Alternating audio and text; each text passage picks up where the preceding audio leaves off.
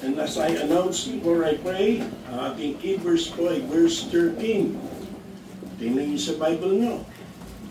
Nasabi diyan, I can do all things through Christ which strengthened me. Again, as I said, sa pagpapatuloy po ng ating panggabing series na some of the great chapters of the Bible or from the Bible, ang ating pong pag-usapan ngayon ay yung strength chapter, the strength chapter, ang kabanata ng tungkol sa kalakasan. Again, the strength chapter, dito po sa Philippians chapter 4, and verse number 13.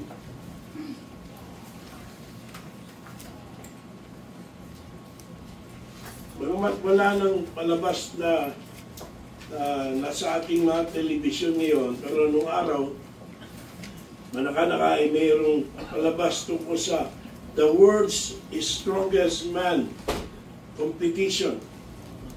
Kung saan makita po natin sa programa ito yung mga tao, mga lalaki, babae, na yung kanilang lakas, no? Kanilang kakaibang lakas para bumuhat ng mabibigat na bagay o humatak ng mga mabibigat na bagay sa iba't ibang klase ng kompetisyon. Nakakagulat ang kalakasan ng mga taong ito.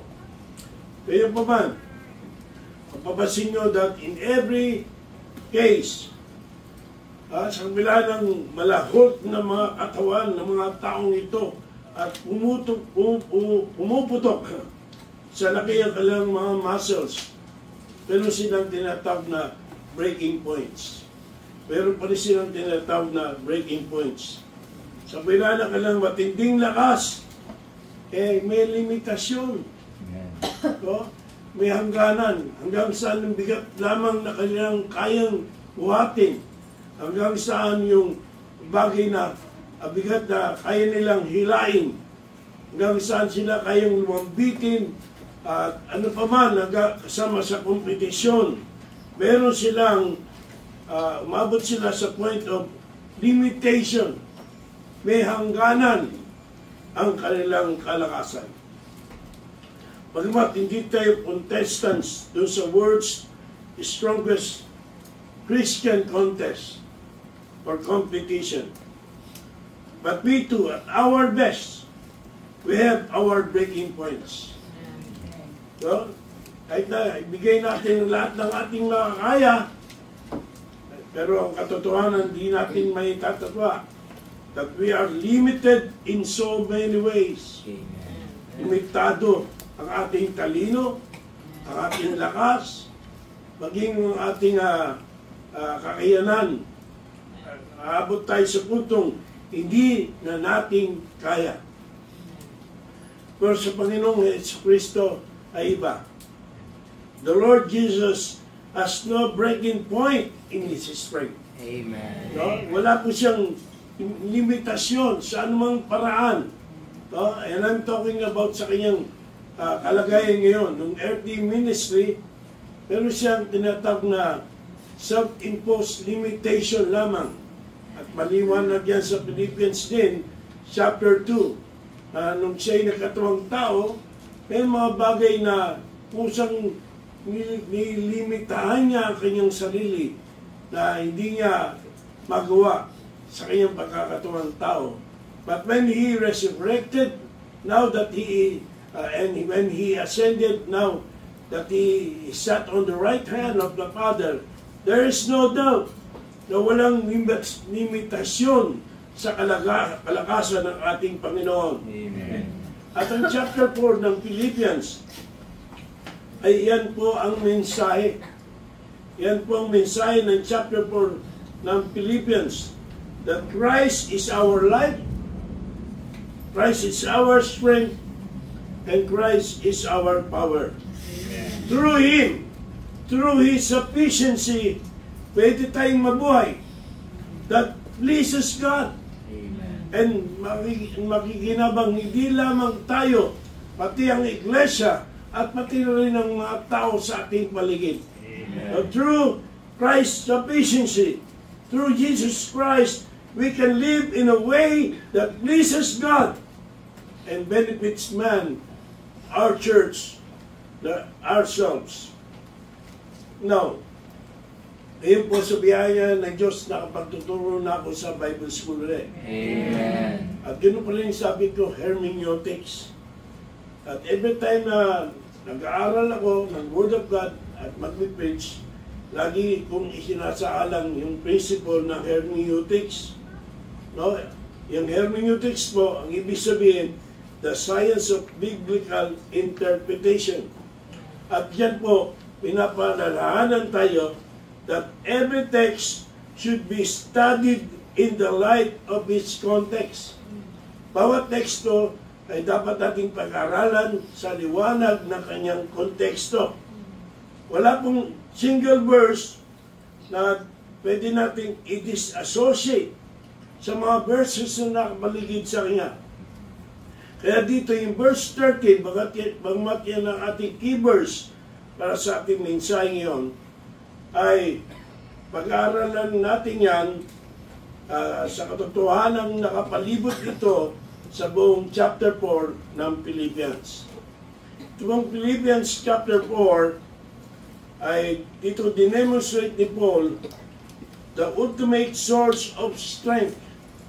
At yun ay walang iba kundi ang Panginoong Jesucristo. Amen. This chapter lays out powerful principles about how Christ strengthens us Amen. to face challenges, find peace, and walk in contentment. Amen. Yun po ang nais na ituro dito ng Panginoon sa panulat ni Apostol Pablo. Ito pong iglesia ng Pilipos ay malapit sa puso ni Apostol Pablo. At evident sa buong aklat, makita natin na ito ay binubuo ng unusual people. Isang model church na dapat tularan ng lahat ng iglesia sa mga sumusunod na panahon. Model church. Sapagkat di katulad ng ibang iglesia na sinulatan ni Apostol Pablo, wala tayong mababasa rito na merong startling rebukes, walang strong corrections, at walang special instructions sa kanyang letter na ito. At dito po sa last chapter nitong Philippians, makita natin na nagkaroon ng measure of discouragement para sa church. A konting discouragement. But bawat isang believer, kasama na kayo at ako, ay ina-admonish na magtiwala sa kasapatan ng kalakasan ni Kristo Jesus. Amen. To trust in Christ's sufficient strength. Amen. Kaya nga po, sa ang katotohanan ng ito ay ating tuklasin, isa-isahin, kung paano ang kalakasan ni Kristo ang mag-equip sa atin sa bawat sitwasyon ng ating buhay. At ang central idea for this sermon is this: understanding Christ's divine empowerment and how His strength transforms every area of our lives. So, una sa lahat, take notice sa verses 10 to 13. Yung the strengthening source. Ano ba ang source? Itong kalakasan tinatalakay dito. The strengthening source. Again, will you kindly read verses 10 to 13 para may participation uli ang bawat isa. Handa, basa. But I rejoice in the Lord greatly, that now at the last your care of me hath flourished again, wherein ye were also careful, but ye lacked opportunity. Not that I speak in respect of one, but I have learned in whatsoever state I am, therewith to be content. I know both how to be abased, and I know how to abound. Everywhere in all things I am instructed both to be full and to be hungry, both to abound and to suffer need. I can do all things through Christ who strengthens me. Take notice of the last part in verses na pinabasa ko sa inyo. Through Christ which is strengthened me. So the source of strength is Christ. Amen. Christ is the sole source of strength para sa ating mga mananampalataya. Hello? Amen. Ang declaration ni Paul dito, He can do all things through Christ.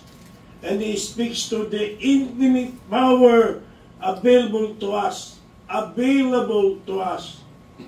Christ empowers us not just in our abilities, but through every circumstance, especially during times of hardship and uncertainty. Kaya nga, magtataka ka, no? Ang Kristiyano may problema na. Pero parang wala. Nakakayanan natin. No? Hindi sa ating sarili yun, kundi kalakasan binibigay ng Panginoong Jesucristo. Hello? Amen. Kaya nga walang Kristiyano na bumibigay, nagtatalo, hindi nagtatagumpay. Diba? Maring mataba pero hindi mananatiling nakahiga, kundi babangon, sabi ng Biblia. Amen. Ang mga Kristiyano. Bakit? Hindi dahil magaling tayo. Hindi dahil malakas tayo. Kundi dahil lamang sa Panginoong Jesucristo. Siya ang source ng ating kalakasan. Amen. Kaya nga sabi nga sa John 15 and verse number 5, sabi nga, I am the vine, ye are the branches, he that abideth in me, and I in him, the same bringeth forth much fruit. Take notice, for without me, he can do nothing. Hello? Amen. Without Christ, we can do nothing at all. Amen. Our strength comes not from our own abilities, but from our connection to Christ. Amen. Without Him, we can do nothing. So we need to trust Christ as our source of strength. Kung ano mang hinaharap natin ngayon, at harapin pa sa mga susunod na araw, anumang hirap at problema, alalahanin natin that it is through Christ that empowered us to overcome all these difficulties in life. Amen. Only through Christ. Hello? Amen. Huwag nyo nang hanapin siya kung ano-ano pa, kung kanino pa. Tanging si Kristo lang ang kailangan natin at ang pagpapalakas na nanggagaling sa Kanya. So we have here the strengthening source. Now, turn to verses 11 to 12 of the verse, of the chapter. Verses 11 to 12. And again, I ask you to read it once again. Basa. Not that I speak in respect of one, Everybody please. for I have learned in whatsoever state I am, therein to be content. I know both how to increase, and I know how to abound. Everywhere in all things I am instructed, both to be full and to be hungry, both to abound and to suffer need. So we have here the securing strength. The securing strength. Strengthened me to be content, sabi ni Paul. Amen. Christ strengthened me to be content. So, ang explanation dito ni Apostle Paul, natuto siya makontento sa lahat ng sitwasyon niya sa buhay. Maaring ito man ay sumasagana o nasa pangangailangan. Contentment is not a result of external circumstances, but of an inner strength that Christ gives. Amen. Kaya kahit anong mangyari sa buhay natin, kahit mayroon tayong kasaganan o may kagipitan, magkakaroon tayo ng contentment pa rin. Amen. Dahil sa Panginoong Jesucristo. Ito yung sinasabi rito, isa sa kahulugan itong Christ is our strength. We can do all things to Christ. Kaya nating harapin ang pagsubok, kaya nating harapin ang kasaganahan, kaya nating harapin ang kagipitan. No, iba't ibang sitwasyon meron sa buhay, karamdaman, kalusugan. Pero ano pa man yan, we learn to be content. Amen. Sapagkat nagbibigay ng kalakasan ang Panginoon sa atin Bibigyan tayo ng kasiguraduhan anuman ating harapin sa buhay na ito. Amen. So, His strength sustains us in all seasons, Amen. whether in plenty or in poverty. Okay, no? Contentment is not a result of external circumstances, but of an inner strength that Christ gives. Now, look at open your Bible please sa Hebrews 13:5. Look at your Bibles to Hebrews 13:5. Ano sabi dyan? Ni Apostle Paul, I believe it's Apostle Paul who wrote the book of Hebrews. Okay, handa, basa. Let their conversation be without covetousness, and be content with such things as ye have. For he has said, I will never leave thee, nor forsake thee. Be content Amen. with such things as you have. Ano mang meron ka? Makontento ka. Huwag kang kumbetos. At nakontento ka. Lalo na sa assurance sa bigay ng Panginoon that hindi ka niya iiwanan. Hindi tayo iiwanan. Amen. Hindi niya tayo pababayaan. Hello? Amen. At sapat na yun sa isang Kristiyan. Matiyak niya ano man ang kanyang sitwasyon. So again, contentment doesn't come from external resources, but from an internal reliance on Christ's sustaining strength. Hanapin mo lagi ang kalakasan na binibigay ni Kristo para magkaroon ng contentment sa iyong puso, sa iyong buhay. Ano man ang ating harapin. Ha? Nakikinig ba kayo? Amen. Yun ang ating kailangan. We have to seek Christ's strength to cultivate contentment in our hearts. Amen. True contentment is found in Christ, not in your or our circumstances. Hello? Amen. So nakita na natin, una yung strengthening source of strength. Pangalawa yung securing strength. Now this time, look at verses 14 to 19. Parang mabilis na ang minsan natin ito. Verses 14 to 19. Again, will you kindly help me and read the verses? Handa, basa. Notwithstanding you have well done, that ye did communicate with my affliction, longing to make us know also, that in the beginning of the gospel, when I departed from Macedonia, no church communicated with me as concerning giving and receiving, but ye only.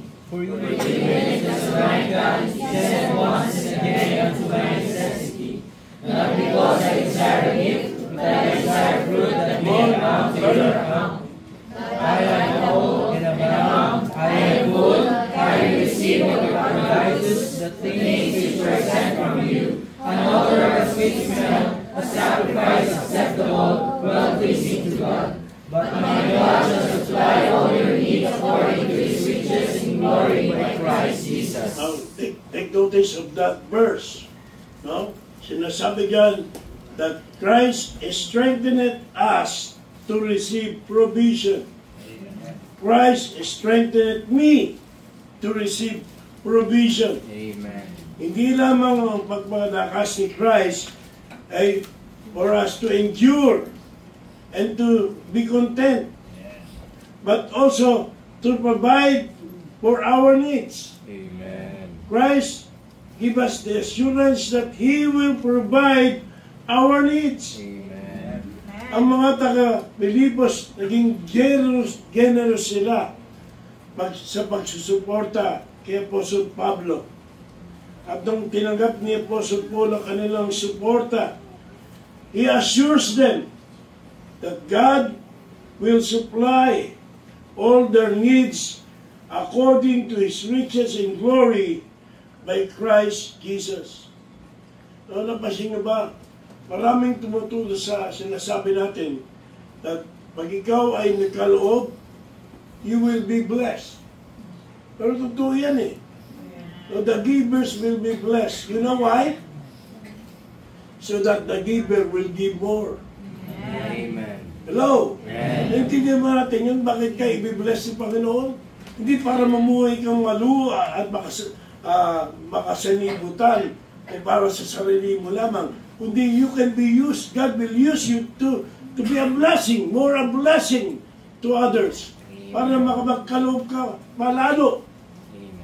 Yun ang ibig natin sabihin dyan.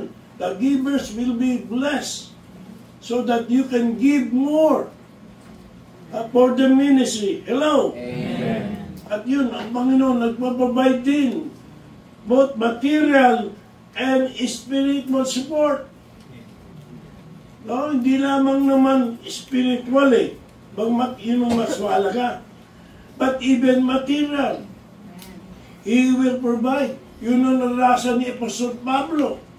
Kung siya may pangangailangan, he never expected yung generosity ng mga taga-Philippians. Pero tanggap niya yung kanilang tulong. And because of that, he assured them that God will supply all their needs according to God's riches in glory by Christ Jesus. No? Kanina, nakahingi tayo ng 3,000 tulong para sa pamilya ng yumaong Pastor Ricky. But I believe it is not enough. Kasi tinanong ko si Son, kano bigay mo? Sorry, 500. Ako nabigay na 1,000. So, na-raise lang natin 1,500. Do you think that is enough? Ang pinag-usapan natin, Pastor, servant of God, we want to claim itong verse na ito. Pero kailan ginamit ni Pastor Pablo yan? When they helped him. When they supported him. Huwag nung kalimutan yan. Maraming umaking yan pero walang karapatan. Ang konteksto niyan ay sa pagbibigay. Ilang beses ko nang sinabi, be thankful. Hindi ikaw inaabulo yan. Ikaw ang nag-aabuloy. Hindi na dapat nagdadalawang isip tayo. Hindi tayo mayaman. Pero may nangangailangan. Kailangan pa bang tayo pilitin at makiusap? We don't understand. We are to learn to give. And the givers are blessed so that they can give more for the glory of God. Amen. Now, turn your Bibles to Matthew chapter 6, verse 33. Sana hindi dumaan sa butas ng Santega, lumabas lamang sa kabila ang sinabi ko niyan. No? It is more blessed to give than to receive. Amen. You must learn to give. You must learn to help. Si Apostol Pablo ay tuwang-tuwa sa generosity ng mga taga-Philippians. Sabi ko nga sa mga pastor, pag may pangangailangan ng iglesia, sinabi ko na rito yan, tumutulong kami, tumutulong ako, hindi dahil marami kaming pera, pero alam ko yung damdamin na may pangangailangan. I know, yung feeling ng isang nangangailangan. We must learn to give, knowing that tayo rin naman, ganun din ang kailangan natin pag tayo nangailangan. At salamat sa Diyos kung sa kasalukuyan, wala kang pangangailangan, wala kang pinagdaraanan, wala ka sa ospital, walang nasa kabaong sa inyong tahanan. Be thankful to God for that. Amen. Hindi na kailangan paulit-ulit pa. Matthew 6:33. Handa, basa. But seek ye first the kingdom of God and His righteousness, and all these things shall be added unto you. So when we seek God's will and depend on Him, He will provide everything we need, both spiritually and materially. Amen. Kung unahin natin ang gawain niya, ang kalooban niya, pinangako niya mismo, He will provide, we will be strengthened provisionally. Siya magbibigay ng sapat na kalakasan at supply sa ating pangangailangan. Marami akong nakita madamot na tao na hindi naman talaga yumaman. At kahit man yumaman, hindi naging masaya. Pero maraming Kristiyano, kahit na mahirap, pero sa kabila ng kahirapan ay handang tumulong, ay mayroong fulfillment at kasiyahan na hindi mapapaliwanag. Bakit? Sapagkat yung kalakasan para gawin niya yung bagay na yun ay hindi sa kanyang sarili, kundi gawa ni Kristo sa kanyang buhay. Amen. Walang Kristiyano, si Kristo ang nag-ahari na maramot. Are you listening? Amen. We must learn. See, sapagkat we depend on God's will. Amen. We depend on Him. And He made a promise. He will provide everything we need. Amen. Both spiritually and materially. Mga kapatid, let us learn to trust God to provide for our needs. His strength ay hindi lang para mapagtiisan natin ang hardship ng buhay, but for receiving the provision necessary for life's journey. Kaya laging tinuturo sa atin sa Bible, yan po isa kabubuti rin natin kung tutuusin. Unang-una para sa kanyang kaluwalhatian at higit sa lahat ay sa kanyang kaburehan. Pero meron din man tayong tatanggapin na pakinabang sa bagay niyan. So, the supplying strength. We begin with the source of strength, the securing strength, and number 2, we have the supplying strength. Nandiyan pa ba kayo? Amen. Dito na tayo sa pang-apat at basahin man ninyo yung verses 6 to 7. In verses 6 to 7, ano ba ang pang-apat? Nandiyan sa mga talatang yan, handa, verses 4 to 7. 4 to 7. Kamali ako na sulat. Handa, basa. Rejoice in the Lord always, and again I say rejoice. Let your moderation be known unto all men. The Lord is at hand. Be careful for nothing, but in everything by prayer and supplication with thanksgiving, let your requests be made known unto God. And the peace of God, which passes all understanding, shall keep your hearts and minds through Christ Jesus. Last verse, pakita mo lang yung verse 7 lang. Yan po, sinabi yan. And the peace of God, which passeth all understanding, shall keep your hearts and minds through Christ Jesus. So, we have here the soothing strength. Soothing strength. Now, ano yung ibig sabihin ng soothing? Soothing means having a calming or peaceful effect. Strengthened me to experience peace. Christ strengthened us to experience peace. Pinalalakas niya tayo para maranasan natin ang kapayapaan. Yun. Right? So, anong paliwanag yan? Ang kalakasan na binibigay ng Panginoong Jesucristo will provide peace that transcends understanding. Amen. No? Hindi kayang ipaliwanag yung kapayapaan meron ang isang Kristiyano sa kalakasan na nanggagaling kay Kristo, maging sa kabila ng maraming problema at pagsubok sa kanyang buhay. Maalala nyo na si Pablo nung sinulat niya ito ay nasa bilangguan. Nasa bilangguan. At nangharib ang kanyang buhay. Pero ano naghari sa kanyang puso? Kapayapaan. Amen. Katatagan. Walang pangamba. At pinapayuhan niya yung mga taga-Pilipos na dumaranas ng pag-usik lalo nung first century. Inasure sila na sa kabila ng mga problema, hindi dahilan yan para sila ay mabagabag, sila ay magulimihanan, sila ay talunin ng problema. Sa kalakasan ng galing kay Kristo, ay magkakaroon sila ng kapayapaan na hindi kayang ipaliwanag ng tao. Peace that transcends understanding. So Paul encourages us not to worry about anything, but to pray about everything.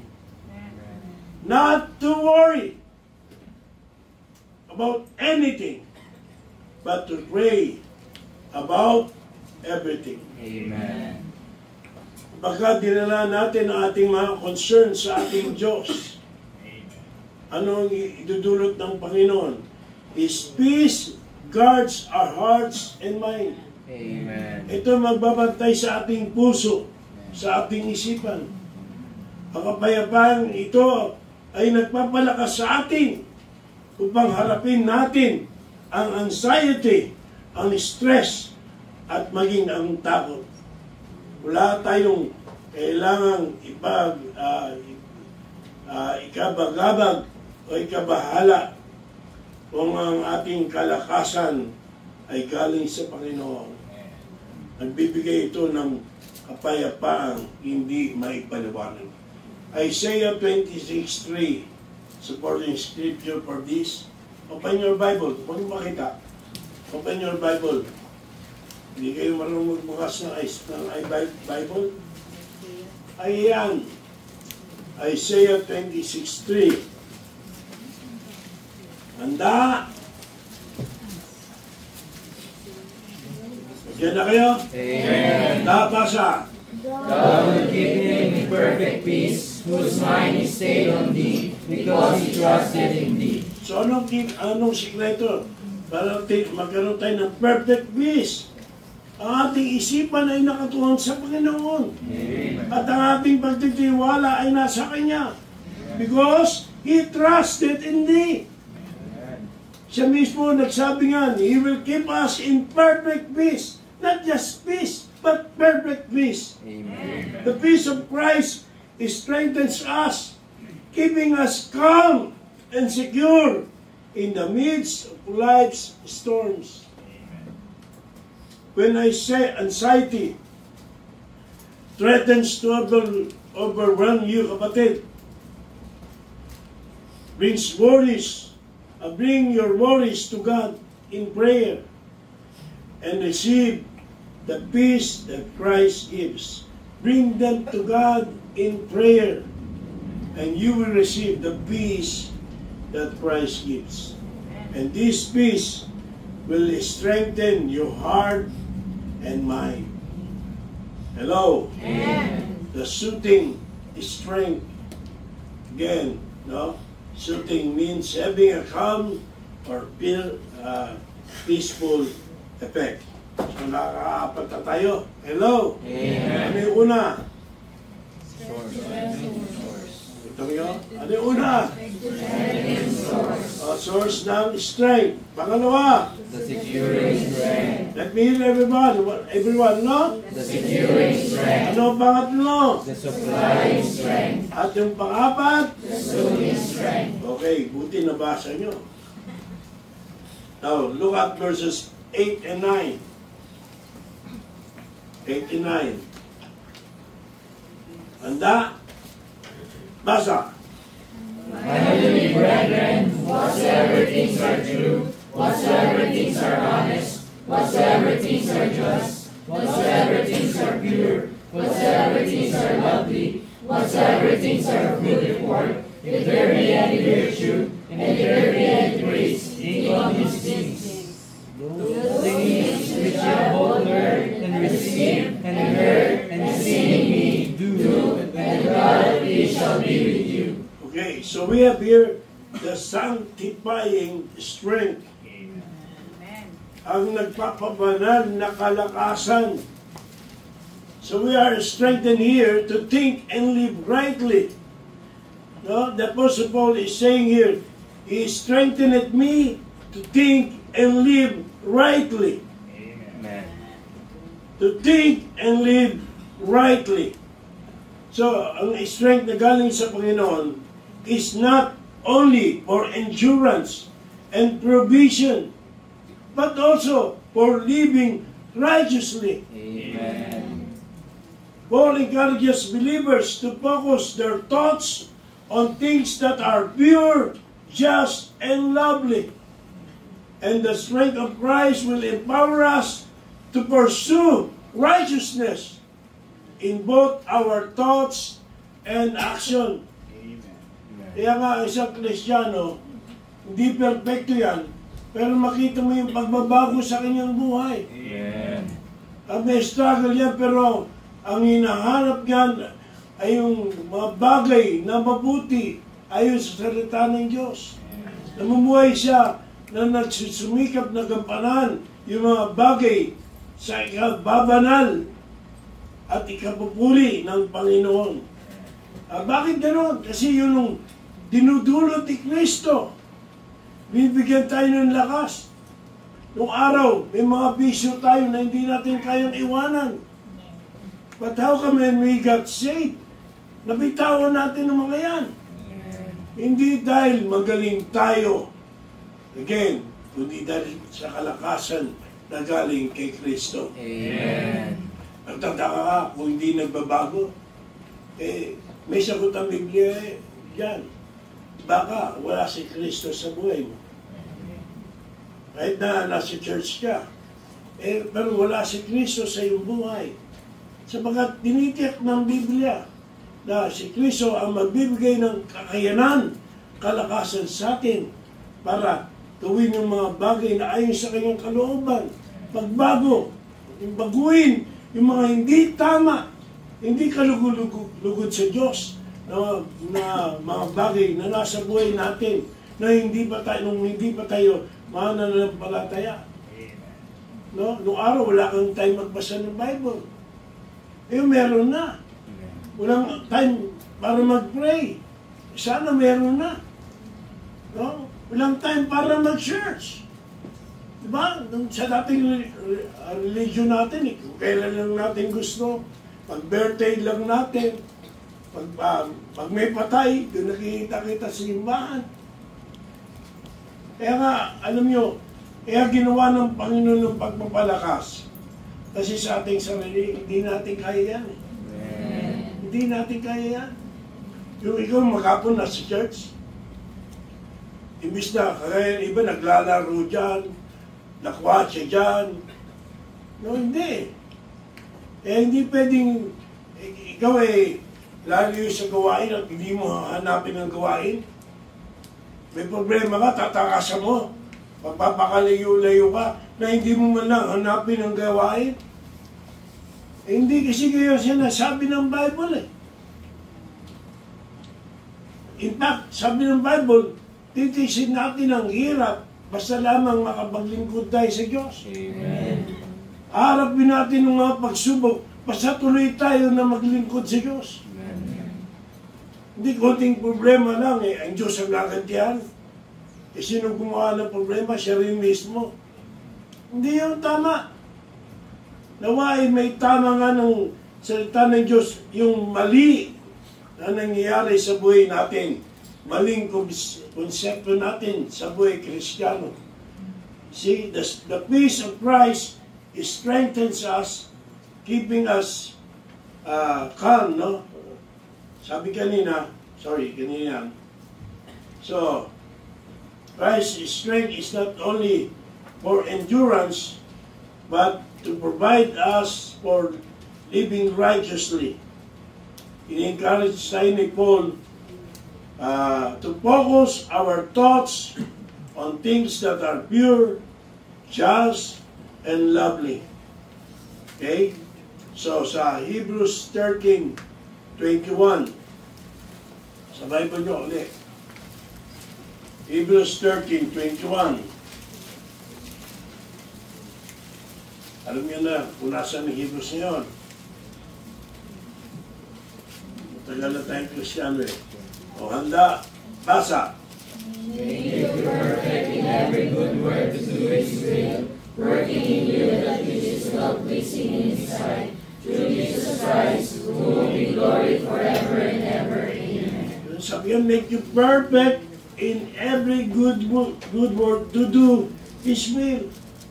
So, ang Panginoon nagbibigay ng kalakasan sa atin para gawin natin mabubuting bagay na ayon sa Kanyang kalooban. Amen. Para gawin natin ang Kanyang kalooban. God equips believers to do His will. Amen. And live righteously through the power of Jesus Christ.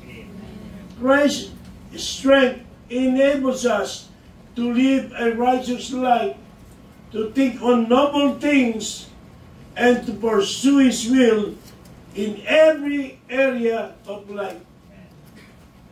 Hindi tayo nun sa may negatibong isipan. Ako ata tinitira nito Ba? Ako ata inaasar nito Yung mga ganyan, hindi yan healthy. In fact, kung talagang may mali tayo, tatanggapin natin. Ako nga yun, Panginoon, di ba? Hindi, kuwata pinariringan ito Pag nawala ako dyan, mamamatay gawain. Naku, hindi. Kawawa ka naman. Hindi negatibo iniisip natin pag tinuturuan tayo, pag ginokorek tayo. Positive pa rin. Yun pala, kulang pa sa akin yun. Itutuwid ako ng Panginoon. Salamat, Panginoon. Hindi sinasabi, yun lang pinipersonal ako. Ano yan? Favoritism? No. Hindi ganun ang isipan ng isang tamang Kristiyano. So, mga kapatid, are you still with me? Amen. Allow Christ's strength to transform our mind and actions. Amen. Panahon na baguhin ang ating isipan at baguhin din ang ating gawa. Focus on things that honor Him, and His strength will empower you to live rightly. Okay? Balikan natin yung Philippians 4:11 up to verse 13 muli para sa ating pang-anim na puntos. Philippians 4:11 to 13. Okay? Basa. Now that I speak in respect of one, for I have learned whatsoever state I am, therewith to be content. I know both how to be abased, and I know how to abound. Everywhere in all things I am instructed both to be full and to be hungry, both to abound and to suffer need. I can do all things through Christ who strengtheneth me. So, ang sabi ng Bible, sabi ni Paul, He strengthened me to be satisfied. To be satisfied. Dissatisfying strength. Amen. Now, anong pagkakaiba ng satisfaction sa contentment? Alam nyo, bagamat related yung dalawang yan, pero merong kaibahan konti. Merong pagkakaiba. Ang contentment, halimbawa, sabi yan, it refers to a state of peaceful, late ang sulat Kapalan mo. Kahit na nakasalmin ako, maliit pa rin yan Ulit. Yan. It refers to a state of peaceful acceptance and inner fulfillment. It is about being at peace with what you have. Contentment yan, without the constant need for more or better. Ganda. Contentment involves a deep sense of well-being and a lack of desire for change or improvement in one's circumstances. Ano naman yung satisfaction? Satisfaction, refers to the feeling of pleasure or fulfillment after achieving a specific goal or meeting a need of expectation. It is often for temporary and tied to external accomplishments or circumstances. Satisfaction tends to be more situation specific and may change depending on external factors. So, in conclusion, solely, in short, contentment is a broader, more enduring emotional state, while satisfaction is more focused on a specific moments of achievement or fulfillment. Diba po naintindihan nyo? Amen. Ha? So, yung contentment, anumang mangyari sa buhay mo, diba? Kontento ka. Pero may mga bagay na nangyari ngayon, diba? Hindi mo maiwasang masiyang ka. Masisiyang ka. Diba? Kung sinagot yung panalangin, masaya ka ron. Kung hindi sinagot, okay ka lang kasi kontento ka eh. Pero iba pa rin yung may satisfaction, di ba? Pero pareho yan na ginagamit ng Diyos. At dito sabi ni Paul, Christ strengthened him to be satisfied. At tinuturo ni Apostle Paul that true satisfaction comes from Christ. Whether again in time of plenty or want, Christ's strength enables us to be satisfied. He is our source of joy and fulfillment. And through Him, we find true contentment and satisfaction. Sa Psalms 23, verse number 1. From memory, Psalms 23, verse number 1. Recite.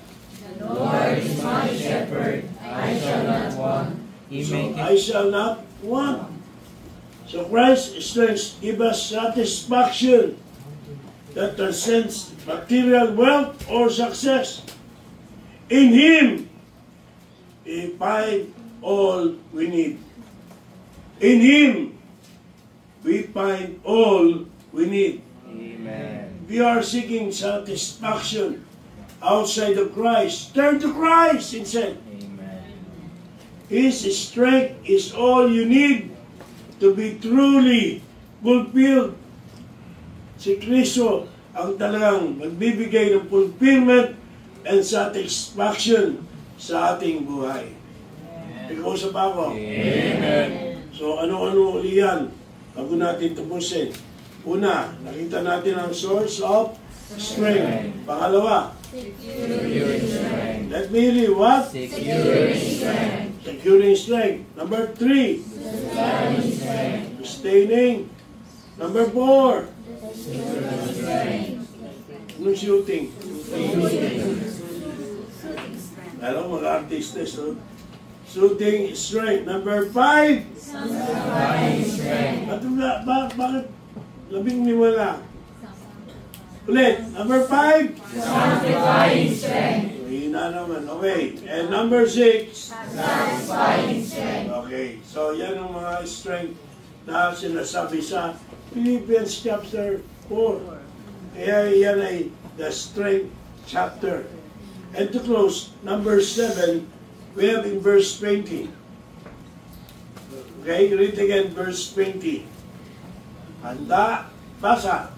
Now to God and our Father be glory forever and ever. Amen. Ang tawag yan, the sublimating strength. Sublimating strength. Ano ba yung sublimating? Ha? Ano ba, sa damit po ba yan? Sublimation? Hindi. Sublimating, you look at this dictionary, ibig sabihin, elevating or raising God's name in reverence, showing His high status. Read that. Elevating or raising God's name in reverence, showing His high status. Kaya sabi ni Paul, Christ strengthened me to glorify God. Amen. He strengthens us to glorify God. Again, hindi natin kaya sa ating sarili ito. Hindi likas sa ating mga tao gawin ito. Sabi nga sa Bible, yung mga sa Romans chapter 1, diba? Even though we know God, people fail to thank God and glorify God.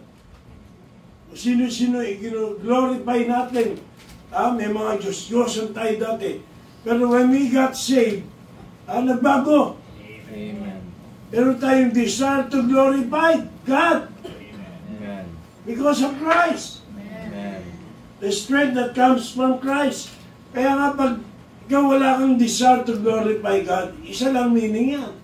You are not saved. You don't have Christ. Wala kang talagang kasiyahan sa pagsamba, pag-aaral ng Biblia, paglilingkod sa Diyos, magkakalob sa Diyos, you name everything that will glorify God. Pero sa ibang bagay, masaya ka. Naglalaro sa cellphone, naglalakwatsa, nagbibisyo. Sabi mo, Kristiyano ka. No. Contradiction yan sa sinasabi ng Biblia. Tayo binibigyan ng kalakasan at kakayanan ng Diyos to glorify God. Ito, include ni Paul ang letter niya with a doxology. Ano niyo ba yung doxology? Doxa means glory and logi or logos, which means word or saying. So tinapos niya yung kanyang letter ng pagbibigay ng glory sa ating Diyos. Glorifying God in behalf of the saints in Philippi. Niluluwalhati niya ang Diyos sa mga mananampalataya ng Philippi. Sabi ko nga sa inyo naging favorite church niya ito. Sabagat sa katapatan nila sa Panginoon, walang binabanggit na condemnation sa kanila dito sa letter. Kundi papuri. At umantong yun, yung kanyang magandang testimony upang purihin niya ang Diyos. Upang purihin niya ang Diyos.